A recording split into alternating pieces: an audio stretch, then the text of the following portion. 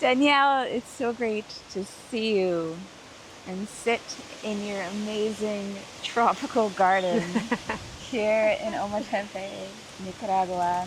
Yeah, We met over 20 years ago and we haven't seen each other in about the same. babies. Yeah, I was like 19. right. Yeah. So, how would you like to start off by introducing yourself and where we are and what you're up to? Wow. This is the question of my life right now. What am I up to? But we're here on Ometepe Island, and this is a place where I've decided to call home. Been here 8 years, and yeah, my name is Danielle Arsenault. And then I have to like fit myself into a box with all the labels that I give myself. But yeah, I mean, I could give myself these labels because these are personas that I have embodied and also like do feel connected to and feel like there is like skill and magic within those realms of the boxes. So raw food chef, yeah, focusing a lot on whole plant-based foods and food as medicine. So I've been teaching people how to, yeah, peel back layers of what's not serving them in order to reach like a higher version of themselves, starting with food as the foundation. And the longer I do this, the more it's very obvious to me that food is not, it's not the only thing. It's part of the puzzle. It is a pillar of holistic healing, but it's not the only thing. And so, as we, go on in history, I have decided to expand my business, and so I call it now Pachavega Holistic Wellness Education. So this is now more in alignment with the offering of holistic healing. Always coming back to food as the foundation because that is also the foundation of my education. It's the foundation of where my expertise, my gifts also, in the making of the food, making it taste good. And so, yeah, for so many years it was the bridge, between healthy and delicious. Everybody knows you need to eat healthy, but everyone also wants very delicious food. And if it's not delicious, chances are they might never, they might try it, but not stick with it. So that was my job, and that is my job, to make this healthy food taste delicious so people want to eat it. Mm-hmm. And then, you're eating your medicine. There's a whole bunch of stuff below that, right? It's like making this food taste good, you're eating it. And did you know that you're also helping your night vision? And did you know that you're reducing the inflammation? And did you know that you're, growing the new cell turnover faster, and et cetera, et cetera. And so, yeah, that's what I'm doing. And I'm building a holistic wellness center here as well called La Vida Bonita. And that is a long process. That's at the very beginning. So. Yeah, and I was able to tour around the site with her beforehand, and it's really amazing how you can see the vision. Like when you stand in these spaces and you explain where it is and how it sits, like I can see it. Yeah. Like it feels real already, which is amazing. And you were able to obtain some more land close to home because you've had off-site education, so bringing that to your home is going to be Game amazing. changer. Yeah. Yeah, it'll change everything. And I will not lie when I say there's a hesitation, but it's not really hesitation. It's more of like recalibrating in the stillness of alignment. So making sure, instead of just like, yes, I'm doing this thing. And then is it for my ego? And this is the question I've been pondering. Or is it for like, really it's for the higher good of all. And that's what I want it to be. It's not really, yes, it's a way to sustain myself. And yes, it's a way to be creative and to have a purpose and complete a vision. But at the same time, it must help others. Mm-hmm. Like the act of service. And I've been diving really deep into human design a lot lately, and so now all my references are coming through human design, the lens. But the right angle cross of service is my incarnation cross, and just like desiring to improve systems, desiring to not even desiring, but like seeing how things can be improved and for the good of all. And so stepping into like those gifts, and like owning the gifts that I know, particularly in my case, but every one of us having these gifts specifically for yourself. Yeah, and right down to even like hiring the locals to help you build this place.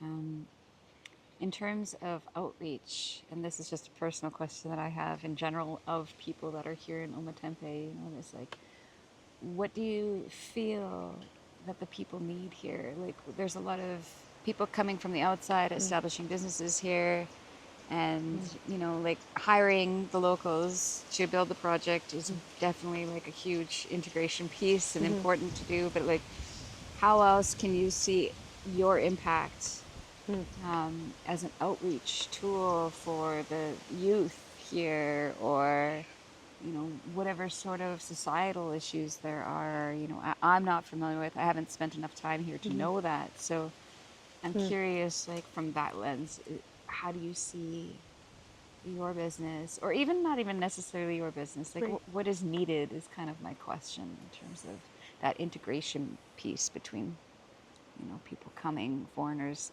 settling here, and the locals. Well, I think it's like a complicated question, and also even maybe politically, you know, Could be charged. charged. Yeah. You don't have to go there if you don't Yeah. want I to. think I think for me it's about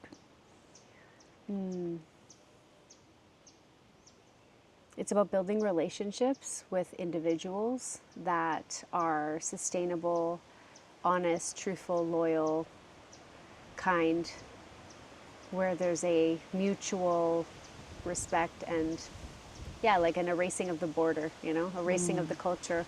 Because, yes, there's so many cultural differences, but this, you know, even Canada, you know, there's cultures all over the place. And so, you know, where's the common ground? You know, it's like safety, right? We're my neighbors and I. It's like we look out for each other because we all want to be safe in this community.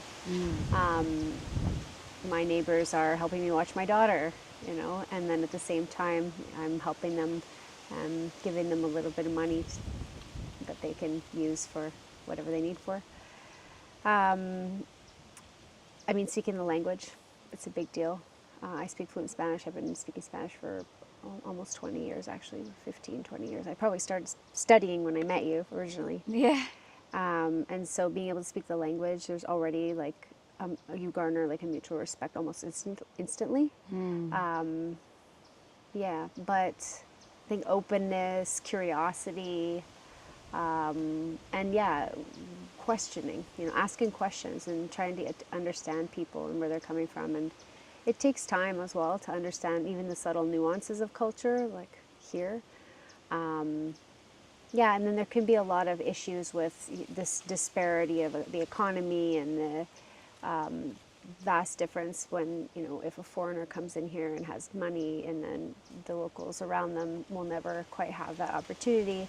And so, yeah, it's interesting. I don't know if I've pondered it enough, you know, because like even though I've been here 8 years, I still feel like I'm at the beginning. Wow. Yeah, like, you know, paying my workers more than, you know, not too much more because you don't want to like flip the economy, but at the same time, with this, yeah, just an idea that wanting to be more fair, more, yeah, complicated. Yeah, and also providing, you Hard know, question. like I like that you have them working half days, right? So Yeah, that they can actually have a life of their own as well. So it's like, you know, yeah, work until the midday and then, you know, go do whatever, and they still have a livelihood that yeah. they can do all their hobbies and, you know, build up their own projects and whatnot. Yeah, So they're actually building for their daughter right now. So, yeah. but yeah, they can get another job or who knows. Cool. Well, I want to bring it back to the work that you've been doing here. So you've been here 8 years now.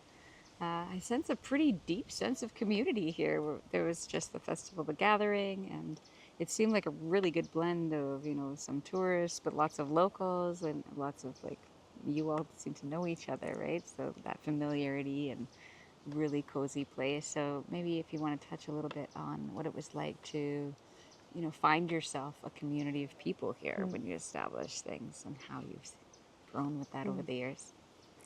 Yeah. Thank you. It's like such a piece, piece of the puzzle. Even like I use this as a pillar of holistic healing, community connection, because I've also recognized through my business over the years, like seeing my students eating perfectly, doing everything right, and then there's just this lack still. And what is that lack? And it's a lack of community. It's a lack of connection. It's a lack of, yeah, the like minds that support each other with the human struggle, right? Seeing each other. I see you. I see your struggle. I'm here for you. Cry on my shoulder. We don't. There's a lot of lack of that in the Western world. I never really found that in Canada, honestly, and because of that, it was easy for me to leave, in one way, and then yeah, coming here. It's a process too. I mean, everybody also plays a part, right? Everybody is a piece of the community, and we all have our hand in creating it and co-creating, I should say, how it kind of plays out. So yeah, we're doing events, and there's like smaller ones and bigger ones, and subgroups of friend groups, and trying to also do like deep work together, whether that be like temescal or like sweat lodges to pray, to sit around a fire and share a meal, to talk about, to our kids playing together, running around, and singing circles and women's circles and these types of things. And no, by all means, we are not perfect. I mean, definitely not me. But yeah, there is this awareness that the community is necessary for the growth, evolution, the mirror, of humanity. And so being able to like talk out what's going in my head with another person, and then this other person reflecting back on me, like maybe they've had a similar experience or they can resonate with what I'm saying, it kind of allows the charge to drop. And like we are relational people, we are relational creatures. We need others. Like there's, we do. And it's a very big part of actually truly healing, because we can't heal in isolation. And so, yeah, it's not perfect, but I feel very blessed, very grateful. Right. Cradled here between two volcanoes in absolute paradise, where I heard the brief history of some of the tribes that were here. 4 different tribes at least. At least. Not a very big island, lived in peace together. Yeah, the island of peace. It's absolute paradise. So I'm grateful to see this place, and I really want to live here too. So we're having an opportunity to look at a lot of the land around here, and I do feel like this place is kind of destined to blow up in the next 10 years. Yeah, I'm sure you're sensing that and seeing that change. Oh yeah, for sure. Especially since COVID, it's been a huge, like, lots of families moving. Like the children community is huge now. Before there was almost none. Yeah. And now babies are being born here. Wow. My friends are having children here on this island. Right. Yeah. Yeah, well, and you can really live very well here, right? All the food all year round, the temperature's amazing all year round. I'm sure there's, climate challenges when you have lots of rain and mosquitoes, maybe, things like that. But really in terms of like being self-reliant or being able to have your needs met if the world were to shut down, you're pretty set here, Yeah. it feels like to me. Yeah, I mean, where else would you be? Where else would I be? Right. Well, this is one cool thing. So, like, I do a lot of these permaculture tours and whatnot. It's very zone 1 and beyond. But what you're working with is the zone 0, which I love, because I feel that's where it all begins, right? It begins with at us home. and what we're doing. Yeah, right here. With your nutrition and with that personal work element too. I see such a huge change in you. Of course, it's been so many Yeah, I years, was so a why baby. wouldn't I? But like, even just the elevation of the person and Mm. who you're so like grounded now, you know. But I guess we were just kids then. We were But kids for sure. I had mhm. no idea. Life has a way of humbling us over Yeah, time. yeah. Yeah. So you have kind of an evolutionary stage happening for yourself right now in your business too. Would you like to talk about that a little bit? Yeah, yeah, as I mentioned earlier, just going from, food-based to expanding towards holistic healing. I just find it so important. People come to me and they ask, show me this, show me that, show me how to eat well, and help me, in more ways than one, help me, guide me. And while I can't do it for them, I feel like also this part of my gifts is to be able to take all the chaos of the world and the it's not really even like mine, it's coming from the science, nutrition science. So Pachavega is rooted in nutrition science as well. So it's always about like, let's show the science behind, the food that we're eating. And yeah, like bringing it all together in a sort of a palatable way for people to consume and understand. And so that's part of, yeah, my job as a guide, and that's kind of always how I have been. But I realized that the food wasn't enough, and just focusing on just the food, I was not really fully helping as much as I wanted to.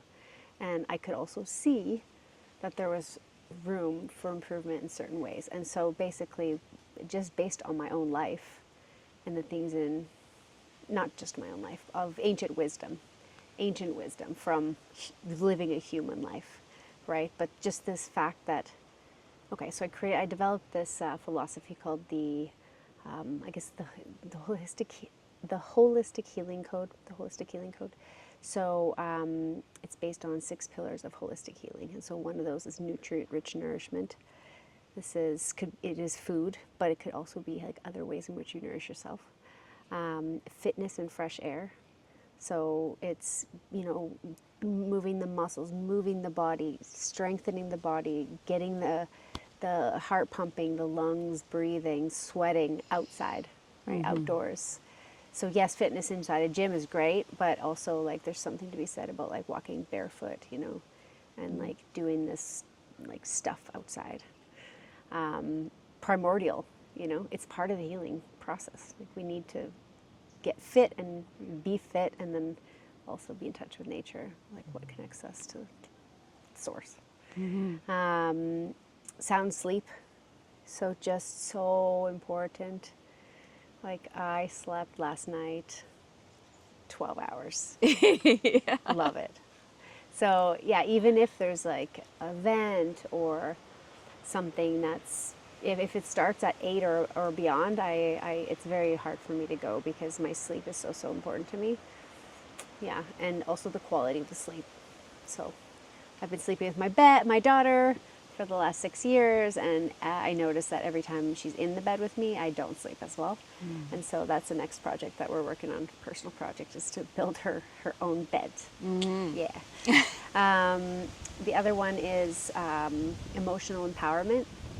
So this has a lot to do with, yeah, basically learning how to respond to life versus react, and have more of an emotional awareness, and also to utilize different techniques that can help with the nervous system. So it could be breath work, meditation, stuff like that. Basically, yeah, empowering, like learning the skills that can empower your emotions so that you don't ruin your life, by reacting in a way that you could have done better. We all know this, right? This is the normal human experience, most people. And then art, authentic artistry. So art, whatever that means to to you, but like creative expression, conscious creativity, bringing life into the magic of creation. Authentic artistry. So there's so many ways to do that. Like it could literally be painting to garden design to cooking recipes, program design, all these types of stuff. Designing a footprint for a retreat center, But it's such an important part of healing is like that creative outlet as well, because we are really creative people, and humans are so creative. This is how the world exists, because of creativity, right? Like these colors in this garden exist because of art. Right. Yeah. And then the last one, which I already mentioned earlier, community connection, right? So being together. So yeah, I feel like I'm using this kind of philosophy now to sort of spearhead like all of the things that I do through Pacha Vega, while still, you know, utilizing the fact that just won an award, best online plant-based school 2026 Canadian Business Awards.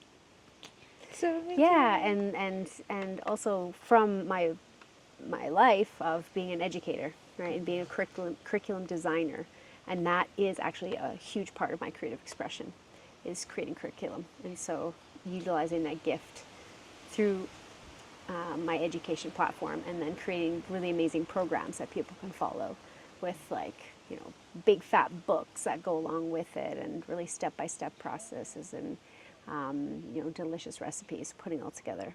So that's what I do through Pacha Vega. Yeah, is make healthy food taste delicious, using food as a foundation of healing, helping people integrate lifestyle change and habit change, and yeah, helping them get to this better, the version of themselves that they know they have, that they're reaching for, that they need a little bit of guidance along the way, and sometimes the skills and sometimes the tools as well to get there.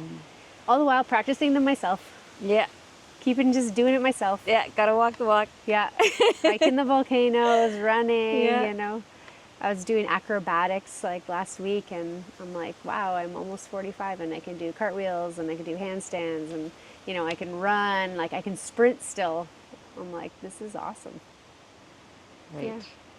So, and it helps. It helps a lot, yeah. Yeah. Well, and I love how I can see through, you know, just spending a few days with you and talking with you about your journey, how, you know, our careers kind of morph and change over time. And you're talking about, you know, this new programming, and I can feel the passion in this. Yeah.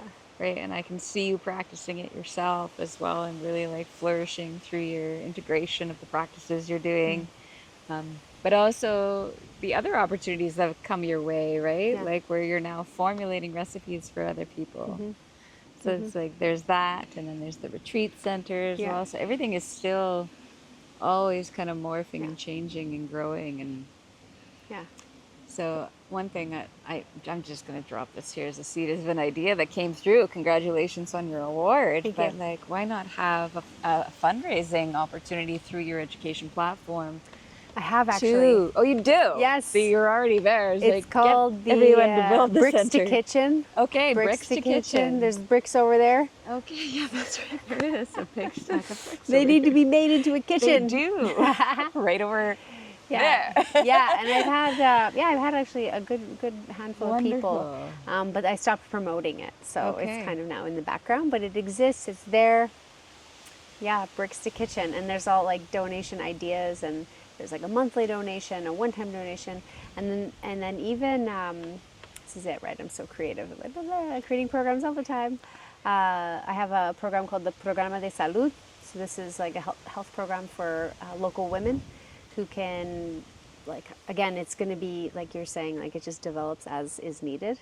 But the idea is that helping, I would say local women, it could be local men, but it's typically the women that want to do this type of work, create recipes that are healthy by just swapping out a few ingredients that are quite harmful. So here's an example. They create this like rosada, chicha rosada, I don't know, this like color. It's made with food coloring, and it's like this brightest pink that I've ever seen that should never be put in someone's mouth. Like it is like it looks like a Homer Simpson toxic chemical pink. And they put this stuff in like ice creams, in like drinks, like, and it just, it blows my mind. Like I don't get it. I don't get it. Anyways, beetroot, Yes. pitaya, dragon fruit. You don't need RD&C number 9. I don't get it. I just don't. And like even with the smallest amount, and also like beetroot is a medicine. And so yes, it's the cultural thing, and yes, it's okay, here's another thing. It's like I want to provide these classes. So when I have my kitchen built, that this is part of the whole master plan is not just Pacha Vega and the residency programs and the trainings, but opportunities for the local people to come and learn. So local programs, kids programs, right? And just stuff like that. It's like, or yeah, you know, they're making like coconut candies now. So it's all it is tapa dulce, which is like a raw, unprocessed cane sugar. Not raw, because I guess they boil it, but like a unprocessed cane sugar and coconut milk. That's great. And like these are now the candies that are being found in the piñatas. So it's like, oh, this is great. Like, yes, okay, it's sugar, but it's not this crazy stuff. And so there's an opportunity for me to share this with the locals, but here's the caveat is like they have to come to me. You know, I'm not going to go out there and be like, you guys got to change, you guys got to do. No. I'll say, hey, if you're interested, if you want to learn how to make your XYZ healthier, if you want to, you know, if your high blood pressure is bothering you, if your XYZ health disease at 35 years old is a big problem because you're eating all this stuff and you want to change, then you can come to me.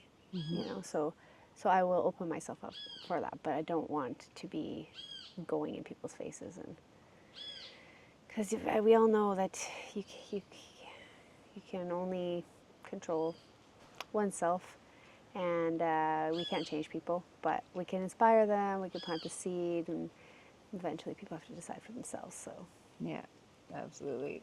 yeah, but once they know it's here, you know, and I have actually taught a program like years ago, maybe 3 years ago. I did a 4-week series with 12 local women, and we did all this kind of stuff using all this food here. We did like an Ometepe soup, and still to this day, these women are selling like kind of their version of the recipes that they learned in those programs.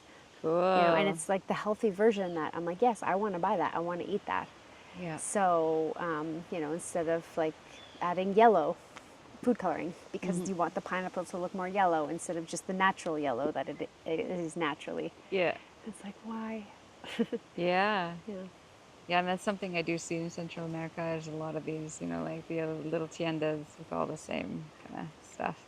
But we don't need to get into that too much there. Yeah. I recall I thought you had started out as a raw food chef. Yeah. And then did that just change over to vegan over time? No, or- it's raw food. It's still all Yeah. raw food. Eh? Yeah, raw food chef. Okay. Yeah. So the programs are majority raw food. Okay. Yeah, when the trainings at least. Yeah. If I do if I cater retreats, or if I'm just catering, then it's a mix of vegan and raw. But what I teach is raw because it's so much easier. Like as soon as we're bringing in heat, stoves, pots, burning hands, burning food. So it adds like this whole other element that would require a different space, different equipment, different protocols.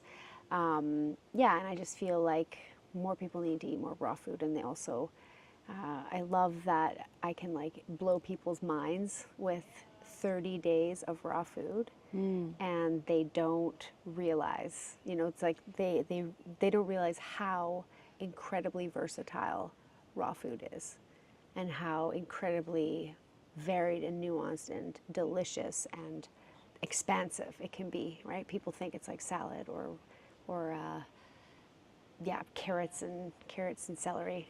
So it's much more than that, and that's really exciting for me to show people like how to make a delicious nutrient dense cracker from a leftover soggy salad.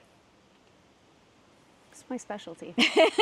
I call them soggy salad crackers. Yeah. Yeah. Awesome. And the leftover soggy salad normally just gets thrown in the garbage. Yeah. Because, you intend to eat it. Yes. But when it's all soggy and gross the next day. Meh. Yeah, so I've developed like this formula. A lot of my recipes, like, they're kind of like avant-garde, but developing like formulas where you can swap out ingredients that produce like a different result, but more or less the same thing. So like an energy ball formula. We have like a cake, like a cream cake formula. We have a pate formula, the cracker. Yeah, but like all these different formulas where you can just like swap out some things, and like the Buddha bowl, where or like the smoothie, build your own smoothie. So you've got like pick one of these, pick 5 of these, pick 2 of these, Wow. and it's like this mix and match and creativity. Yeah. And you're in the climate for it, right? Yeah. Like I think that's one really powerful thing about living here is the ability to have access to all this amazing food Yeah. all the time, right? Having a raw diet in Canada is a little bit trickier, right? Yeah, I think That it's makes sense. more I think it's more the trickiness is more the climate. I think like Yeah. oh, I guess what you're saying. You Yeah. did say that, but I meant like temperature wise. Yes. Because like in the wintertime, people do crave more hardy, Pretty more warm. like slow release heat, more dense meals. Technically, we want as animals, we want to actually put fat on. You know, Right? like It's -40. yeah, it's like a different experience, right? And so that's kind of like also how like the ancestors evolved in that way. But here in the tropics all the time, when, you know, yeah, like eating raw food here all the time is easier. Yeah. But I'm a huge proponent of 80-20, like in Yes. life and in general, because I mean, we're humans. We can't be perfect. And why would you ever want to? Because it's impossible. And then you're just going to stress yourself out. Right. So 80-20. And so for my students, like people just like, they just exhale. You know, they come to this raw food course and they're like, oh, I don't know. And it's like, hey, like, first of all, you don't know. And then when you're doing it and when they're in it, like, yeah. I mean, I've had people come to my programs that are so not the archetype, like tall, burly mountain man, example. Definitely not that archetype in a raw vegan 30-day chef training. He did the program. He loved it so much. All of his health markers improved. He went back home. He stuck on it. He says he never felt better in his entire life. He had this congestion that he thought was just part of his body, like that he was just permanently stuffed up I know. for like 20 years, and it disappeared. So it's like, it's a healing diet, but at the same time, you don't need to eat 100% like that to have the healing benefits. 80-20. If you're eating 80% raw foods, living foods, high vibe food, healing food, and 20% life whatever, you're still going to heal. Mm-hmm. So that's the magic of it as well, is that you don't have to be all or nothing to actually get the benefit. Mm-hmm. And yeah, people feel relieved with that. Absolutely. Like you said that even in your workshop. Yeah. And I was feeling relieved just hearing it. You know, and I've heard it before. It is. It gives you permission. Oh, by the way, you can be normal. You can be human. Yeah, I'm not watching. Yeah, I'm not watching. I'm not judging. Nobody's judging here. Yeah.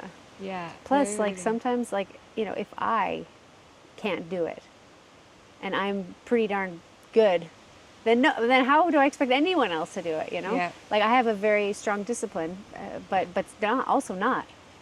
You know, also not. Like when I don't want to eat the healthiest, or when I want to choose the thing that's probably not the best for me, I do it with at least the awareness, right? Versus some people, they don't have that awareness of like, they don't know how harming this food is, or they don't know how medicinal the food is. But when there's awareness and you still choose the unsupportive thing, but if it's only 20% of the time. Yeah, and like I always say this quote, but it's not what we do occasionally, it's what we do consistently. So if we're consistently eating high raw, you know, smoothies, juices, fresh salads, you know, then once in a while we eat pizza, whatever. No big deal. Yeah. Right? But if we're eating pizza 80% of the time and we only eat 20% salads, then we've got an issue. Yeah. I mean, some people don't, but until they get older. Yeah. Yeah. So final question, I guess, would be like the future of you. You see my face. Right? I don't know. I mean, I don't know. Who knows, right? The future? Yeah, anything like, what would you like to see? I know we talked a little bit about the retreat centers, so you could talk about that, or maybe there's something else. I don't know. Where do you see yourself going in 10 years? Yeah, I mean, it all depends. Well, I'm open to potential trajectory shifts from opportunities that come my way that I didn't see coming.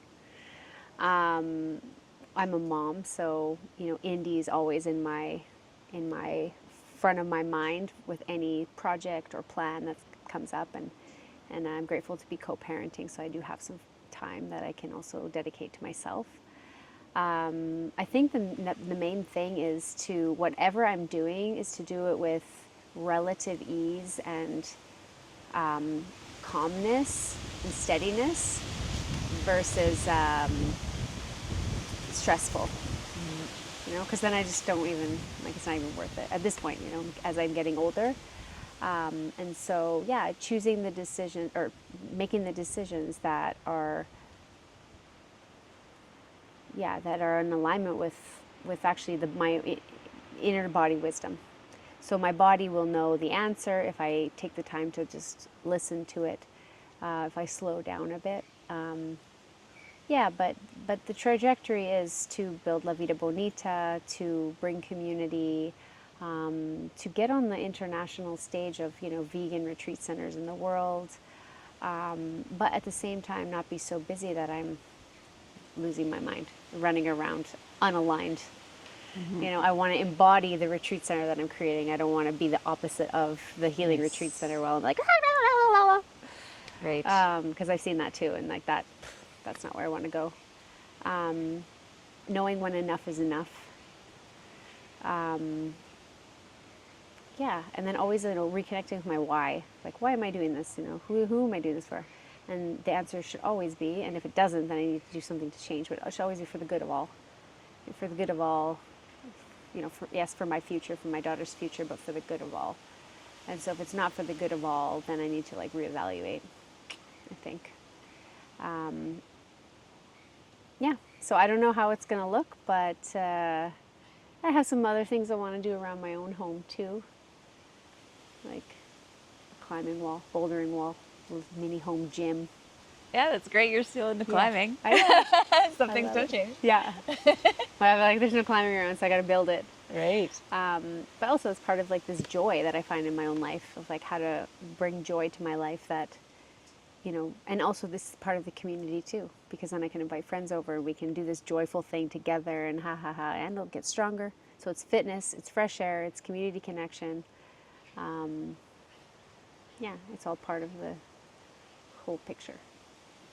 So we'll see. Yeah. I did put a future date out there to like as a goalpost. It makes me feel a bit stressed, but 2027, November 2027, to do the first program at the kitchen. Not with all the cabins and everything. Here on Ometepe. Yeah, November 2027. It's a 5-week program. So it goes 2 weeks with the training, 1 week off, an integration week. Like you do your own thing and it's like you're off basically, and then 2 more weeks. So you're here 5 weeks. 2 weeks on, 1 week off, 2 weeks on. And it gives everyone a little decompression, integration, before we do another 2 weeks. Yeah. Well, hopefully I'll be living here and I can take part. Yeah. It's not that Design far the off of a goal. gardens. I mean, I'll design the gardens. There you go. I need help. You look at that over there. It's like empty, Now we're talking. overgrown. Amazing. I have the capability, but it's just another thing Right. to add to all the other things. Happy to help. So where can people find you? Pachavega on Instagram at Pachavega. And I have my own personal account. It's The Wildlife of Danielle. I'm really actually trying to, this year is a split of kind of removing myself from the brand. Because for the last 14 years, I've really been the front and center face of the brand. And now with this award, to kind of honor it as it's, you know, I didn't get an award, the school got an award. So it's like honor the school as it is and remove myself a little bit more from it. I think that's the next evolution of the business. Yeah, because it's awesome.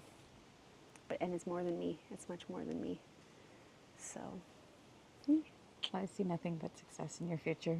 Thank you. You built up an amazing place here. I see the vision unfolding there very easily for you. Thank you. Yeah. Sometimes my mind always wants to like, how? Don't worry about the details. Right? All you need is the vision. Yeah. She's here to prove it. You already have all of this. Yeah. Like when you started so long ago, I remember watching you going through the challenges of living in a tropical place and like I'm getting tarantulas in our window room and things like that. It takes some getting used to, but it's well worth it. I can't wait to see where this goes. Yeah, me too. But and like maybe one more thing, it's like through it all, it's like what am I doing? What am I doing for? But like coming back to being happy in the present moment, you know, peace in the present moment, enjoyment in the present moment. Like, what have I already done? Like enjoying what I've already done instead of just always, oh, what's next, what's next, what's next? Because that is just never ending. Like 10 years, 20 years down the road and my life is over and it was always about what's next. But yeah, it's about actually like, oh, the aloe plants are growing. They're so strong. You know, I'm paying attention and looking and like watching this breadfruit grow. And like, I'm like, oh, that breadfruit is going to be such a badass, like climbing tree. Like, Yeah. how the branches Oh are just yeah. so, and Indy already goes in there and stands on the first rung. I'm like, oh, the branches are not so strong yet. But yeah, and just, you know, growing my own bananas, my own limes, my own coconuts. Yeah. Yeah, it's great words of wisdom to part on is that integration of what you've already achieved. Yeah. Yeah. Yeah. Totally. And gratitude. Thank you. This has been lovely. Thank you. Yay.